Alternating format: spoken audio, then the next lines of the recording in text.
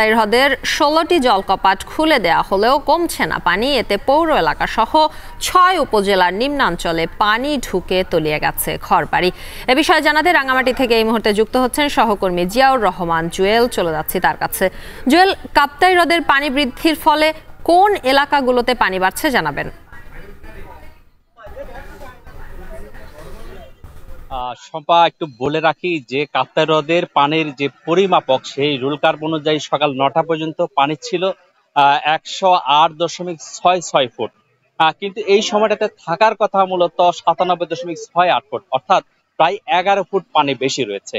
একটুখানি বলি, গত ১৫ আগস্ট থেকে যে বৃষ্টিপাত শুরু হয়েছিল, একই সঙ্গে উজান থেকে নেমে আসার ঢল, এই কিন্তু কাপ্তাই হ্রদের পানির স্তর বেড়ে গিয়েছিল। এই কারণে কাপ্তাই বাঁধের যে উজান রয়েছে বাঘাছড়ি, সেখানে বন্যা পরিস্থিতি তৈরি হয়েছিল। প্রায় এক সপ্তাহ ধরে সেখানকার মানুষ বেশ দুর্ভোগে পড়েছিলেন, অনেকে আশ্রয়কেন্দ্রে যেতে হয়েছিল।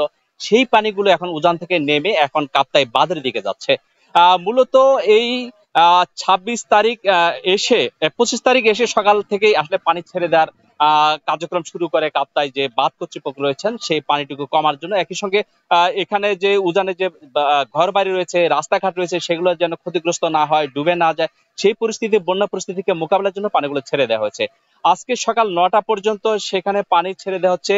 ২৬ তারিখ ৬ ইঞ্চি করে ১৬টি জলকপাট খুলে দেওয়া হলেও এখন কিন্তু সে ১৮ ইঞ্চি করে ১৬টি জলকপাট খুলে দিয়ে পানি নিষ্কাশন করা হচ্ছে, যেগুলো কর্ণফুলী নদী হয়ে বঙ্গোপসাগরে চলে যাচ্ছে।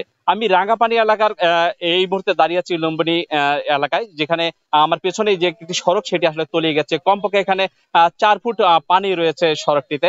এই রাঙ্গামাটি যে এই রাঙ্গাপানি, একই সঙ্গে পৌর এলাকার রসুলপুর, শান্তিনগর, এই যে ব্রাহ্মণটিলা, এই ৪টি এলাকায় সড়ক কিন্তু তলিয়ে গিয়েছে।